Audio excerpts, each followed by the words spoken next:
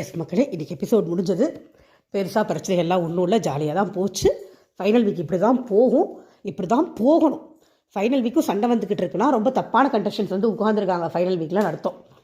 At least game முடிஞ்சிருச்சு, இனிமேல் கேமில் ஒன்றும் கிடையாது, இனிமேல் நம்ம பாட்டுக்கு ஜாலியாக இருக்கணும், எதுவும் யோசிக்காமன்ற கொஞ்சம் அந்த பேசிக் மெச்சூரிட்டி இருக்கிறவங்க இருந்தால் தான் உருப்படியான கண்டெஸ்டன்ஸ் வந்திருக்காங்கன்னு அர்த்தம் ஃபைனல்ஸ்க்கு. ஸோ திவ்யாவை தவிர மற்ற 3 பேரும் ஓகே தான், அவங்க பாட்டுக்கு ஒரு பக்கமாக செட்டில் ஆகிட்டாங்க. ஸோ ஜாலியாக போகுது. அண்ட் பிரச்சனை ஒன்று பண்ணால் யார் பண்ணுவா? திவ்யா தான் பண்ணுவாங்க. நேற்று நைட்லேருந்து தான் ஆரம்பிக்குது. சண்டே எபிசோட் முடிஞ்சதுக்கப்புறமா நைட்டு என்ன பண்ணியிருக்காங்க, கேர்ள்ஸ் எல்லாம் சூப்பர் டீலக்ஸில் படுக்கிறோன்னு சொல்லி திவ்யாவும் வியானாவும் சேர்ந்து வாட்டர்மெலன் எழுந்து அந்த ரூமுக்கு போன்றாங்க. அவர் வந்து இது பெட்டெலாம் ஒரே குப்பையாக இருக்குது அப்படின்னு ஒன்று வியானா போய் நான் க்ளீன் பண்ணி வச்சுட்டு வராங்க. அதுக்குள்ளே ஒரு சட்டையை கழட்டிட்டு படுத்துட்டார். விக்ரம் வந்து அதை பார்த்துட்டு சட்டையெல்லாம் கழட்டிட்டல, கம்முனு படியா அப்படின்ட்டு போயிட்டார். அதுக்கப்புறமா இவர் படுத்ததுக்கப்புறம் வாட்டர்மெலன் எந்திரிக்க மாட்டேன்ட்டார். க்ளீன் பண்ணி வச்சுட்டு வந்து வியானா கும்பு அவர் வரமாட்டேன்ட்டார். இதில் என்னென்னா, இவங்க சீரியஸ் கான்வர்சேஷன் பேசுகிறாங்கன்றலாம் விக்ரமுக்கு தெரியாது. அவருக்கு என்னென்னா கொரட்டை விடுவார் வாட்டர்மெலன். அவர் படுத்தாருன்னா தூங்க முடியாது, கொரட்டை சத்தம் இம்சையாக இருக்கும். அதனால அவர் சிரிச்சுக்கிட்டே தான் சொல்லிட்டு இருந்தார், படியான்னு சொல்லிட்டு இருந்தார். திவ்யா உடனே விக்ரம்கிட்ட திருப்பி கத்துது, உனக்கு என்னையா பிரச்சனை அப்படின்னு ஒன்று. ஏங்க நான் சும்மா படுன்னு அவர் படுத்துறாருங்க, ஏன்ட்ட ஏங்க பாயிருங்க அப்படின்ட்டு அவர் போயிட்டார். இப்போ வாட்டர்மெலன் தூங்க ஆரம்பிக்கும் போது மறுபடியும் பிரவீன் தான் உரண்டை இருக்கிறார். ஏதோ ஒன்று சொல்லி கத்துனோடனே அவர் திவ்யா ஏதோ சொல்லியிருக்கும் போல் இருக்கு. அவர் எழுதிட்டார், என்ன திவ்யா அப்படி பண்ணிகிட்டு இருக்கிற, நான் பாட்டுக்கு தூங்க விடாம பண்ணிகிட்டு இருக்கேன்.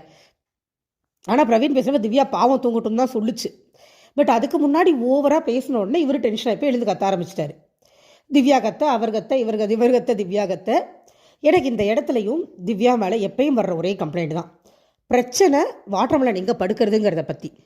ஸோ அந்த தர்பூசணி எங்கே படுக்கணுங்கிறத தானே பேசியிருந்துருக்கணும். அங்கே படுக்க சொன்னேன், நீங்கள் போல என்கிட்ட போகிறேன்னு சொல்லிட்டு ஏமாற்றிட்டீங்க, நீ கத்து. நான் தப்புனே சொல்ல. திவ்யா என்னெல்லாம் எடுத்துகிட்டு வராங்க பாருங்கள். நீ ஐ லவ் யூ சொல்கிற, கல்யாணம் பண்ணிக்கணுமான்னு கேட்குற, அதெல்லாம் பண்ணுற, ஆனால் இதை பண்ண மாட்டியா, எனக்கு புரியல. அதெல்லாம் விளையாட்டுக்கு தானே பண்ணேன், இது உருட்டுது. இந்த ஆள் போய் ஓவராக வலியிறான், அதுவே தப்பு. ஆனால் அவன் வலியறத இந்த இடத்துல கொண்டாந்து யூஸ் பண்ணுறாங்களே, அந்த அம்மா என்ன மாதிரி ஒரு ஆளாக இருப்பாங்க பாருங்கள். பதில் சொல்ல தெரிலனா வேறு எதை தூக்கிட்டு வந்துடணும். அது வந்து திவ்யாவோட பழக்கம். இதே தான் விக்ரம் கிட்ட நடந்துச்சு. எனக்கு அதனால தான் விக்ரம் போய் திவ்யாட்ட சாரி கேட்குறதே பிடிக்கல. விக்ரம் போய் நீங்கள் எங்கள் ரூல்ஸை பிரேக் பண்ணீங்க இல்லைங்க, எங்கெங்கே பிரேக் பண்ணீங்கன்னு பொய் சொல்கிறீங்க அப்படின்னு கேட்டதுக்கு, இந்த மாடுலேஷனில் என்கிட்ட பேசாதீங்கன்னு சம்மந்தம் இல்லாமல் திவ்யா பேசினாங்க. ஏன்னா அவங்களுக்கு பதில் தெரியல. இப்பயும் அதே தான் நடந்தது. அவங்களுக்கு பதில் தெரியலன்னா சம்மந்தம் இல்லாமல் பேச ஆரம்பிச்சிருவாங்க.